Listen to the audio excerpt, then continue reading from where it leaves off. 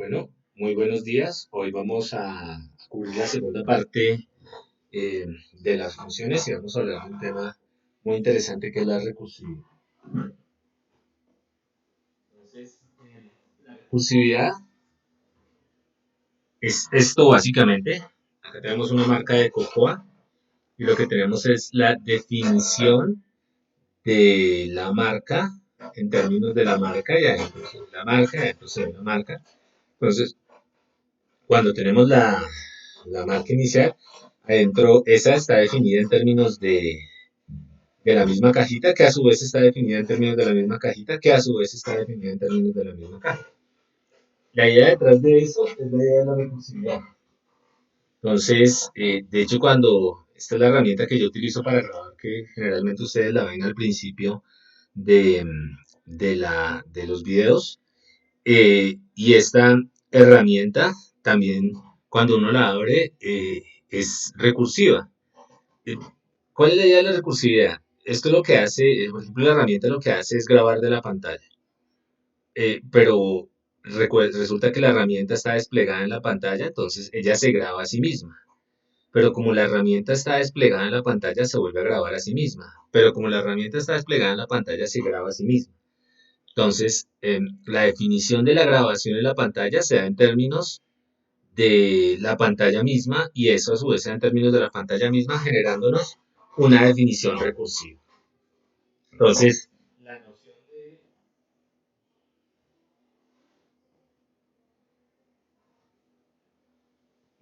recursividad es una noción que vamos a darnos cuenta que podemos utilizar y tiene que ver mucho con lo que hacemos en computación y podemos utilizar para resolver distintos problemas.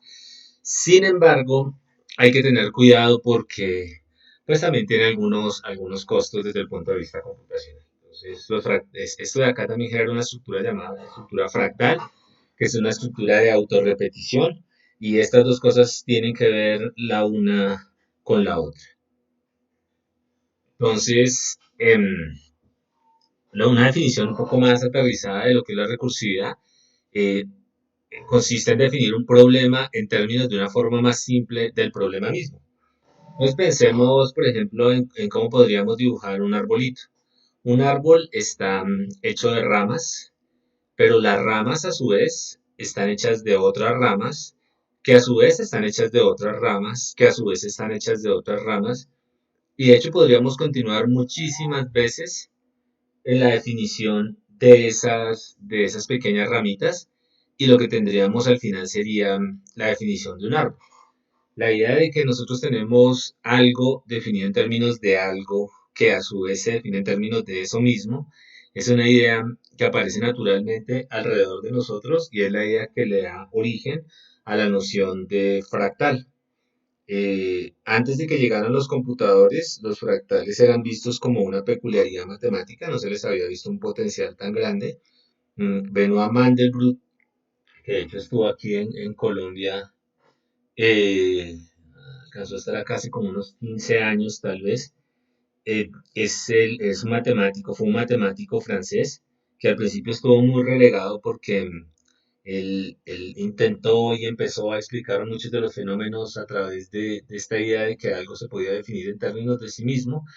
Y de hecho una de las cosas que potenció el desarrollo de la noción de fractal propuesta por Benoit Mandelbrot fue el uso de los computadores. Y tal vez fue de los primeros ejemplos donde los computadores empezaron a potenciar el desarrollo de las matemáticas.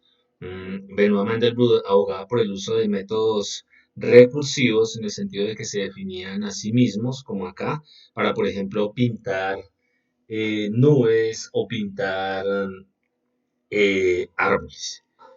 Más adelante les voy a dejar un pequeño video donde nos hablan de la historia de los fractales y el rol que se tiene en la tecnología moderna.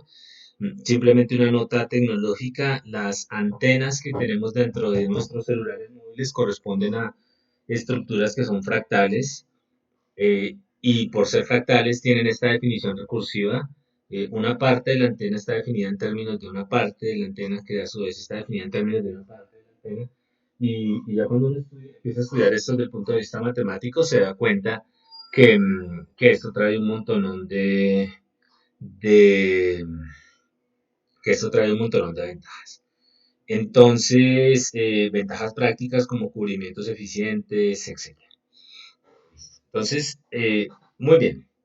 Entonces ya tenemos la definición de qué es un problema recursivo. Entonces, la recursividad, como veíamos, aparece en muchos contextos. Por ejemplo, en el contexto de los antepasados. Entonces, aquí aparece algo que es interesante. Nosotros podemos definir problemas o muchos problemas por lo menos de dos formas, que después vamos a ver que son equivalentes, y es la definición iterativa y la definición recursiva. La definición iterativa, por ejemplo, de la noción de antepasado, se refiere a que el antepasado de una persona es su padre, su bisabuelo, su abuelo, su bisabuelo, su tatarabuelo, su tatarabuelo, y así sucesivamente. Entonces, si yo tengo un árbol genealógico, o mi árbol genealógico, mis antepasados serían, si los construyo de forma iterativa, pues sería la lista de todas las personas que me antecedieron. Entonces, podría ser mi papá, quién le antecedió a él, el abuelo, quién le antecedió a él, el bisabuelo, quién le antecedió a él, el tatarabuelo, etcétera. Eh, Como dice acá, pues hay que notar ahí que hay un ciclo recursivo, hay un ciclo implícito, entonces el papá de mi papá era mi antepasado y el papá de mi papá era mi antepasado, y de hecho a partir de eso yo puedo definir una noción un poco más compacta, y esta es una de las gracias de lo que es el antepasado. Y es lo que aparece acá. El antepasado de una persona es su padre o el antepasado de su padre. Entonces, estudiemos un poco esa definición. Entonces, ¿quién es mi antepasado? Mi papá. ¿Listo? Pero, ¿quién es el...? Entonces, según esto, mi papá sería un antepasado. Pero acá dice o, entonces, mi papá no es el único antepasado que yo tengo. De hecho, los antepasados de mi padre también serían mis antepasados según esta definición. Pero, ¿cuáles son los antepasados de mi padre? Los antepasados de mi padre serían los antepasados o el padre según esta definición de mi padre. ¿Y quién es el padre de mi padre? Pues mi abuelo. Eso querría decir que mi abuelo es mi antepasado. O esta parte, el antepasado del padre de mi padre. Pero ¿quién es el antepasado del padre de mi padre? Si vuelvo a aplicar esta definición, sería el papá del papá de mi papá, que sería mi bisabuelo, o el papá de mi bisabuelo, que volviendo a aplicar esta definición sería el tatarabuelo, o el papá del tatarabuelo, que volviendo a aplicar esta definición sería el tatarabuelo, o el papá del tatarabuelo. Entonces, como en la definición recursiva, yo tengo algo que es equivalente a la definición iterativa. Yo estoy hablando de que el papá de mi papá, es mi antepasado, y yo cuando arranco desde mí como persona, perdón, yo puedo definir quién era mi papá, y si yo contemplo que el papá de mi papá también es mi antepasado, yo puedo utilizar esa misma definición para ir construyendo todos los posibles antepasados. Nótese que hay algo que es muy sutil, y es que yo estoy llamando o estoy utilizando la definición varias veces. Primera cosa. Y la segunda cosa es que yo tengo que arrancar desde algún lado para poder construir la serie de antepasados. En este caso estaba arrancando desde mi persona y utilizaba la definición para poder empezar a listar aquellas personas que eran mis antepasados. Entonces, veámoslo con este ejemplo. Por ejemplo, en el caso de las monarquías, tenemos a Carlos I, Carlos II, Carlos III, Carlos IV, Carlos V. Ustedes saben que cuando uno utiliza esos números romanos se está refiriendo al hijo, el hijo, el hijo. Entonces yo podría listarlos todos, ¿cierto? Sin embargo, el antepasado de una persona es su padre o el padre o el antepasado de su padre. Entonces, si arrancamos desde Carlos I, el antepasado de es antepasado de Carlos IV. Aquí lo vamos a hacer al revés. Antes lo que decíamos era, ¿quién es el papá de Carlos IV? Carlos V. Ah, el papá de Carlos V es, el antepasado de Carlos V es Carlos IV, que es el papá o el antepasado de Carlos IV, pero el antepasado de Carlos IV es el papá de Carlos IV, que es Carlos III, o el antepasado de Carlos III, que es el papá de Carlos III, que es Carlos II, o el antepasado de Carlos II, que es Carlos I. ¿Listo? Eso quiere decir que Carlos I es antepasado de Carlos V. Ahora lo voy a hacer en la otra dirección. ¿Por qué? Porque Carlos IV es antepasado de Carlos V. Y a su vez Carlos III es antepasado de Carlos IV. Y a su vez Carlos II es antepasado de Carlos III. Y eso quiere decir que Carlos I sería antepasado de Carlos II. Pero como Carlos I es antepasado de Carlos II y del segundo del tercero y del tercero del cuarto y del cuarto del quinto, de acuerdo a la definición que tenemos acá, Carlos I sería antepasado de Carlos V. Eso quiere decir que si yo arranco desde acá y aplico esta definición, yo puedo encontrar este de acá, pero en algún sentido yo también podría, cambiando un poco la definición, podría especificar que Carlos I es antepasado de Carlos IV. ¿Listo? Entonces, no se enreden mucho con eso. Lo que estamos utilizando es la definición varias veces, llamándola a sí misma para poder construir, en este caso, la serie de antepasados. Ya pasando un ejemplo, digamos que más numérico, nosotros podemos definir, por ejemplo, los números naturales. Entonces, los números naturales los podríamos definir como los enteros que van entre cero e infinito. Entonces, sabemos que los números naturales son un subconjunto de los enteros. Entonces, yo digo, todos los enteros que estén entre cero e infinito, y los puedo listar, de hecho, cero, 1 hasta infinito, esa es una definición. O podría decir lo siguiente, el número natural es aquel que es cero o el siguiente entero número natural. Entonces, un número natural sería cero. ¿Ok? Entonces arranco. Digo, cero es el primer número natural. O es el siguiente entero número natural. Yo sé que cero es un número natural. ¿Y cuál es el siguiente entero número natural? ¿Cuál es el siguiente entero, el único número natural que conozco hasta ahora? Cero. Pues sería uno. Ahora sé que uno es un número natural. eh, y o es el siguiente entero, o podría ser, digamos, estos dos son los únicos números naturales, no, porque aquí dice, o el siguiente entero número natural. Un número natural es el siguiente entero al uno, que yo ya sé que es número natural, que sí que es número natural porque es el siguiente entero de cero. Entonces sería el siguiente entero de uno, diríamos que el siguiente entero de uno es un número natural que es 2, y el siguiente entero de 2 que es un número natural, también es un número natural que es 3. Y el siguiente entero de 3 también es un número natural que es 4. Y el siguiente entero de este número natural también es un número natural que es 5. Entonces, de esta forma, yo puedo especificar todos los números naturales. Eh, Esto va entre cero e infinito. Claro, que va entre cero e infinito porque va entre cero e infinito porque a medida que yo voy aplicando esta definición no tiene cuándo parar, ¿no? Si cojo un entero natural arbitrario n, un número natural arbitrario n y aplico la definición, el siguiente número natural, el siguiente entero después de ese número natural n más 1 sería, y si cojo n más 1, el siguiente sería también un número natural, etc.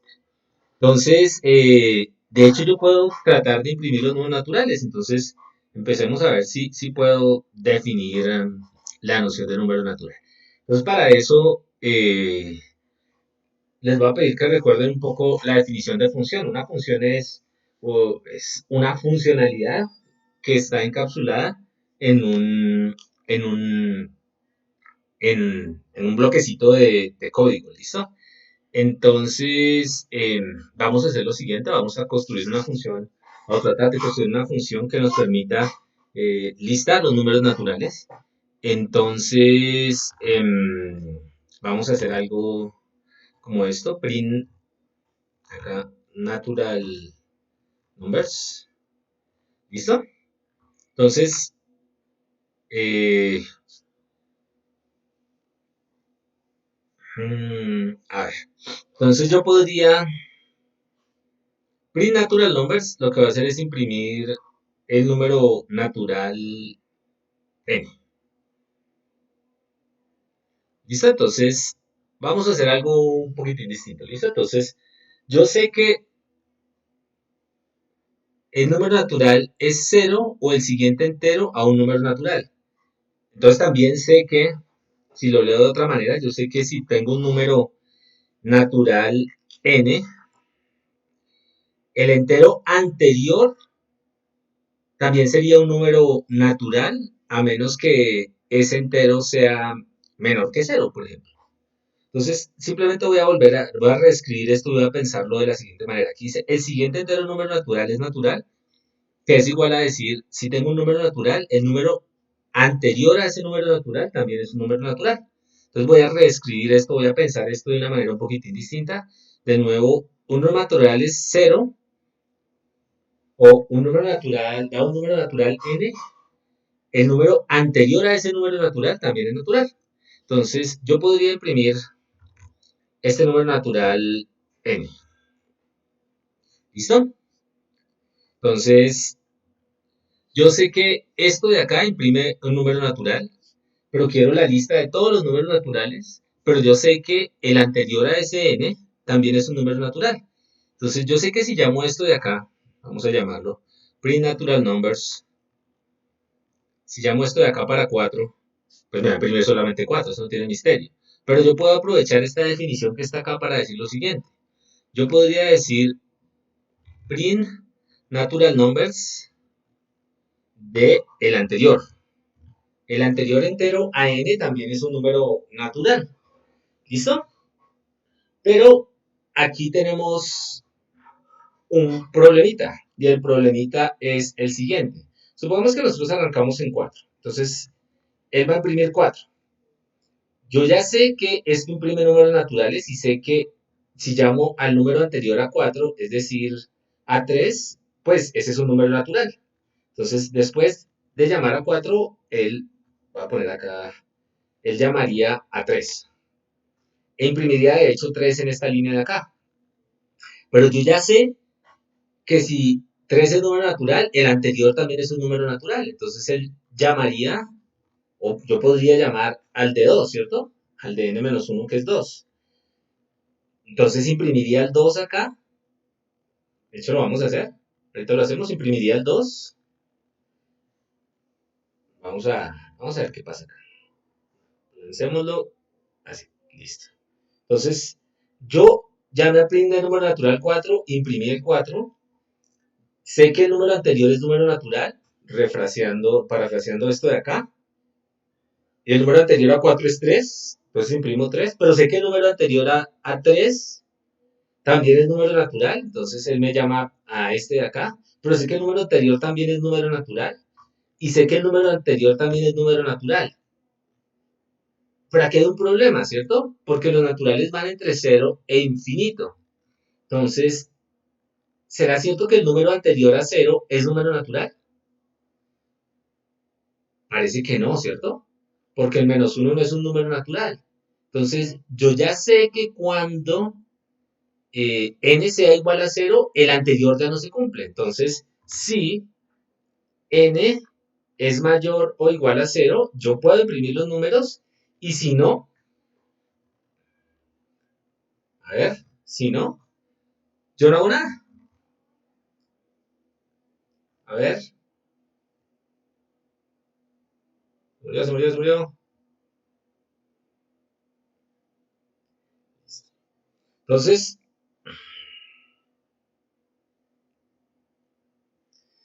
vamos a ver qué hicimos acá. Si n es mayor que 0, yo imprimo los números naturales. Vamos a ponerlo por acá. Si n es mayor que 0,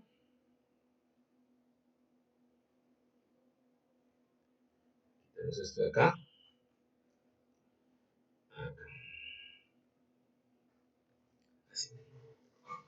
Entonces, dejémoslo como lo teníamos, solamente una llamada. Entonces, vamos a ver qué hacemos acá. Yo quiero, lo que va a hacer este código es imprimir los números naturales entre 1 y n. Entonces, déjenme, yo pongo acá estrictamente mayor que 0. Los números naturales son 0. Listo. Entonces, atentos con lo que hicimos acá. Yo dije, bueno, vamos a imprimir los números naturales, que nos imprimir los números naturales, por ejemplo, entre 0 y 4. Entonces, yo sé que 4 es número natural, pero además sé lo siguiente, yo sé que em, si el número es mayor que 0, entonces el número anterior es número natural. Entonces yo simplemente podría llamarlo acá y decir, mire, el número anterior es número natural y prima. ¿Listo? Pero ¿qué pasa si el número es 0? Si el número es 0, ya esta condición no es válida porque el número anterior a 0 no es un número natural. Perfecto. Entonces, ¿qué está pasando acá? Yo estoy llamando, lo voy a volver a poner, ahora sí que lo tenemos. Yo estoy llamando a números naturales de 4 y eso imprime el 4 acá en esta línea. Y después, yo sé que el número anterior a 4 es número natural, entonces llamo a lo que me imprime el número anterior a 4 que es 3. Pero yo sé que el número anterior a 3 él entra por acá y dice, esto es 3, imprime 3, pregunta si este número es mayor que 0, si es mayor que 0, imprimiría, llama al número anterior a este que es el de 2, y yo sé que el anterior al 2 es el de 1, pero en el momento en que imprime 1 acá, 1 es estrictamente mayor que 0, no hay nada, él llama al anterior, es decir, llama a print números naturales de 0, acá. Entonces, cuando él hace esta llamada acá, el n toma el valor de 0, imprime el 0, pero resulta que el anterior a 0 ya no es número natural. Entonces, esta condición ya no es válida para el caso donde n sea igual a 0. Entonces, n es igual a 0, va a entrar por acá y va a decir simplemente no haga nada, sale. ¿Listo? De hecho, yo hubiera podido escribirlo simplemente así. ¿Ok? Entonces, si lo hubiera escrito así, lo tenemos. ¿Listo? Entonces, si los quisiéramos en orden, ¿qué deberíamos hacer?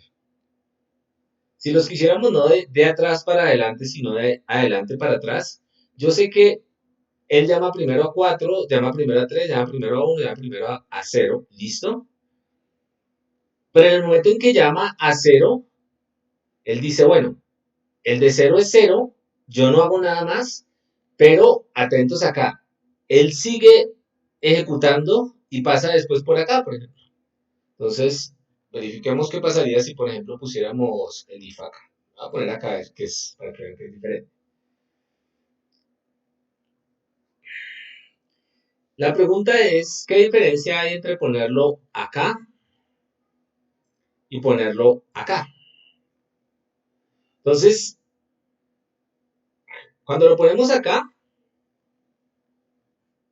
vamos a ver, acá, cuando lo ponemos arriba, lo voy a poner arriba para que se fijen. ¿Él a quién llama primero? A 4. Miren cómo se ve esto. Él llama primero al de 4, imprime 4 y después pregunta, bueno, ¿el anterior a 4 es número natural? Sí, es número natural. Entonces llama al de 3, imprime 3, que es este 3 de acá. Entonces llama al segundo, que es el de 2, imprime 2. Llama al primero, es el de 1, imprime 1. Llama al de 0, imprime 0. Pero cuando ya n toma el valor de 0, él ya no entra por acá y termina esa función. Atentos acá. Cuando termina, él regresa a donde había llamado a print natural numbers de 1 y sigue con la ejecución del programa. Entonces, si nosotros pusiéramos la entrada acá, si pusiéramos la impresión ahí, atentos, atentos, miren lo que va a pasar. Cuando ponemos la impresión ahí, nosotros lo que tendríamos sería que él llama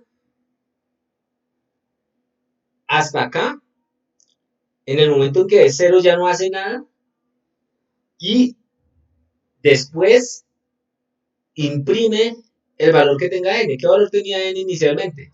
0. Imprime 0 y termina la función y vuelve acá. Imprime 0, termina la función y vuelve acá. Entonces imprime el valor de n que es 1. Cuando termina esa función de 1, imprime, termina, valga la redundancia, e imprime el valor. Entonces, una cosa es imprimirlo acá, Cuando yo estoy llamando la función, y nótese que lo que estoy haciendo es un llamado recursivo. Yo definí la función print natural numbers en términos de print natural numbers. Cumple con la noción de recursividad. Pero una cosa interesante de lo que acabamos de hacer es que una cosa es que yo lo llame bajando y otra cosa es que yo lo llame subiendo. Es decir, cuando lo llame en la recursividad entrando, recuerde que print natural numbers de 4 llama print natural numbers de 3 y ese llama al de 2 y ese llama al de 1 y ese llama al de 0. Pero en el de 0 ya no entra por acá. Y al no entrar por acá, termina el de 0 y sigue, ejecuta esta condición, no es cierta, sigue e imprime el 0. Pero termina y vuelve a la definición que tenía antes. Veámoslo acá en términos de la presentación. Lo que está pasando es que yo me estoy metiendo acá adentro y cuando yo llego adentro me devuelvo. Yo puedo imprimir los números entrando o puedo imprimir los números saliendo. Si los imprimo saliendo, pues como estoy saliendo, yo llego hasta 0 y como voy saliendo, pues empiezo a ver los números ya no disminuyendo como acá, sino creciendo como acá. Entonces hay una diferencia entre imprimirlos decreciendo, digamos que entrando de la llamada recursiva y saliendo de la llamada recursiva. ¿Listo? Entonces, esta es una llamada, esta es una función recursiva. ¿Qué tenemos siempre en una función recursiva? Tenemos la definición de la función en términos de sí misma y tenemos una forma de que la recursividad pare. Recuerden que lo que habíamos hecho al principio sin esta condición nos daba un ciclo, un loop infinito. Veámoslo. Miren. Bueno, ahí no va a imprimir nada porque nunca va a llegar por abajo. Pero a medida que, si lo ponemos acá arriba, ¿sí ven? Esto no va a terminar, sigue ejecutando ahí.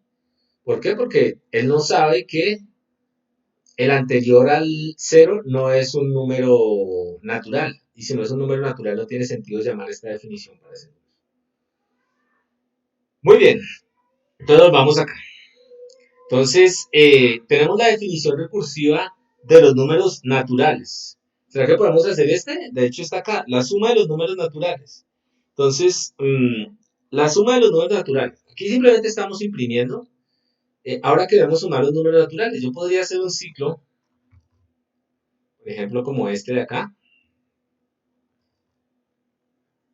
para i en el range de 10. Los 10 primeros números naturales. Y podría, por ejemplo, crear una variable acumuladora s que almacene los valores y a ese le voy acumulando, le voy metiendo adentro los valores de i. ¿Listo? Entonces imprimo los valores de s y esto ya lo hemos hecho varias veces. ¿Listo? Esto es n por más 1 sobre 2, como lo quieran ver. De hecho, esto va hasta 9. Si lo queremos hasta 10 es así. ¿Listo? Esta es una forma de resolverlo de manera iterativa. Lo podemos hacer con while, lo podemos hacer con ciclos, pero resulta que también lo podemos hacer. Esta es la definición iterativa, la que acabamos de programar. Resulta que también lo podemos hacer recursivo. ¿Listo? Entonces, ¿cómo lo haríamos recursivo? Pensemos. Supongamos que tenemos los números 1 más 2 más 3 más 4 más 5. ¿Listo? Entonces, veamos la estructura de esto, pero tratemos de pensar cómo lo podríamos hacer. Yo quiero, de hecho yo puedo utilizar algo parecido a esto, pero eh, ¿cuál es la suma de los números hasta 5? La suma de los números hasta 5 es 5 más los números que sumemos, que se puedan sumar hasta 4. Bueno, pero ¿qué es la suma de los números hasta 4? Es 4 más la suma de los números que yo pueda sumar hasta 3. Pero, ¿qué es la suma de los números hasta 3? Es 3 más la suma de los números que yo pueda sumar hasta 2. Pero, ¿qué es la suma de los números hasta 2? Es 2 más la suma de los números que yo pueda sumar hasta 1. ¿Y cuál es la suma de los números que yo pueda sumar hasta 1? Pues 1. ¿Listo? Entonces, lo que estoy diciendo yo de alguna manera es que la suma de los números hasta 5, suma de los naturales hasta 5, sería, ¿qué cosa? Sería el 5 más la suma de los naturales hasta 4. ¿Pero qué es la suma de los naturales hasta 4? La suma de los naturales hasta 4 La suma de los naturales hasta 5 sería esto. ¿Pero qué es la suma de los naturales hasta 4? Pues 4 más la suma de los naturales que yo tenga hasta 3. ¿Pero qué es la suma de los naturales hasta 3? Es 3 más la suma de los naturales anteriores que yo tenga. ¿Pero qué es la suma de los naturales anteriores que yo tenga? Es 2 más la suma de los naturales hasta 1. Ah, pero ¿qué es la suma de los naturales hasta 1? 1. En el momento en que yo ya sé que esto es 1, me puedo devolver. ¿Listo? Entonces atentos acá. Yo ya sé que esto es 1, entonces esto lo puedo reemplazar ¿por qué? Por 1. Y tengo 2 más 1. Pues yo ya sé que esto es un 2, es 2 más 1, entonces esto lo puedo reemplazar ¿por qué? Por 2 más 1. Pero yo ya sé que es un 3, es esto de acá. Y eso quiere decir que lo puedo reemplazar acá. Pero yo ya sé que sum 4 es esto de acá, eso quiere decir que lo puedo reemplazar acá. ¿Listo? Esa es la idea detrás de sumar los números. Entonces, a ver, de nuevo, tengo enredo. Entonces, lo que queremos de alguna manera es implementar esto de acá, ¿cierto? La suma es 1. Entonces, cuando yo estoy haciendo la llamada recursiva de esto, yo puedo definir la suma, a ver, general. Si yo tengo esto de acá, yo tengo que la suma para el número n sería, en general, hasta por lo menos para todos estos números de acá, sería n, se definiría como n más la suma de los números anteriores. La suma de los naturales de los números anteriores. ¿Cierto? Pero, ¿esa condición que tenemos ahí es válida siempre? Díganme ustedes. ¿Qué pasa, por ejemplo, con la suma de 2? Es 2 más la suma de 2 menos 1, que sería 1. ¿Eso es válido para todos estos? Es decir, esto es si n es mayor que ¿quién? Que 1. ¿Pero qué pasa si n es mayor que 1, suma de esta cosa se tiene? ¿Pero qué pasa si n es 1? Si n es 1, la suma de 1 es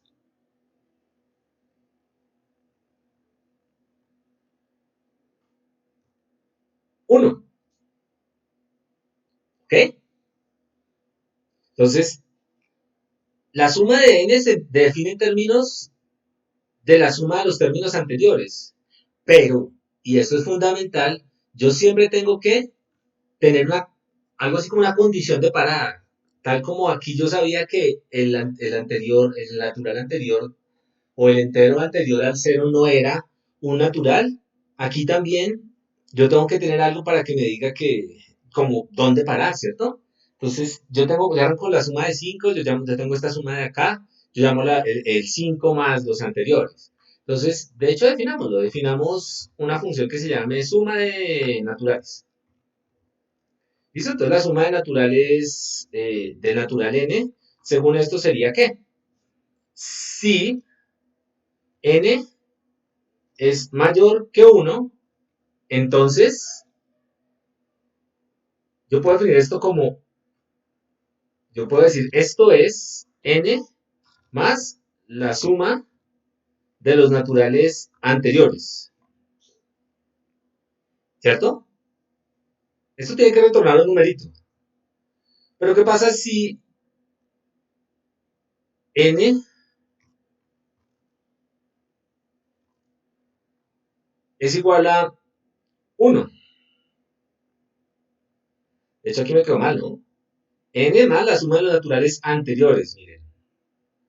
¿Qué pasa si esto se tiene? ¿Esto qué sería? Entonces verifiquemos a ver si es cierto. Primero, a ver qué pasaría. Si yo llamo subnat de 5, él llegaría acá y diría, bueno, n vale 5. 5 es mayor que 1, sí. Entonces retornaría 5 más sum de nat de 4. 5 menos 1, ¿cierto? Entonces él llama 5 a sum de nat de 4 y dice 4 es mayor que 1, sí. Como es mayor que 1, la suma de nat debe ser 4 más la suma de 4 menos 1, 3. Entonces él llega acá y dice 3. ¿3 es mayor que 1? Ah, sí, entonces su suma debe ser 3 más la sum de NAT menos 1, que sería 2, que sería 2. 2 es mayor que 1, sí. Entonces eso sería 2 más la sum ¿de quién? De 1. Ah, pero n ya no es mayor que 1. Entonces, n, pregunta acá, n es igual a 1. Si es de 1, ¿cuál es la suma cuál es la suma de los naturales para 1? Pues es 1. Entonces, él terminaría esta función, atentos con lo que estoy diciendo, y regresaría acá. Y diría, ah, yo ya sé que es sum dat de 1, es 1. Entonces reemplaza aquí un 1. Y dice aquí un return. Entonces, él retorna el resultado de la suma. Retorna 2 más 1. ¿A dónde? Lo retorna a el llamado que se había hecho de la función subnat de 3. Lo retorna de hecho acá. Y dice, bueno, 2 más 1, ¿cuánto es eso? 2 más 1, 3. Yo lo sumo con este 3 de acá y termina la ejecución de esta función. Eso es lo que dice aquí, termina la ejecución de esta función. Y ese valor se lo suma 4 y termina la ejecución de esa función y ese valor se lo suma 5. Recuerden que yo ya la había llamado varias veces. Una función llamaba a sí misma, llamaba a sí misma, llamaba a sí misma. Entonces verifiquemos si esto funciona o si hace algo extraño.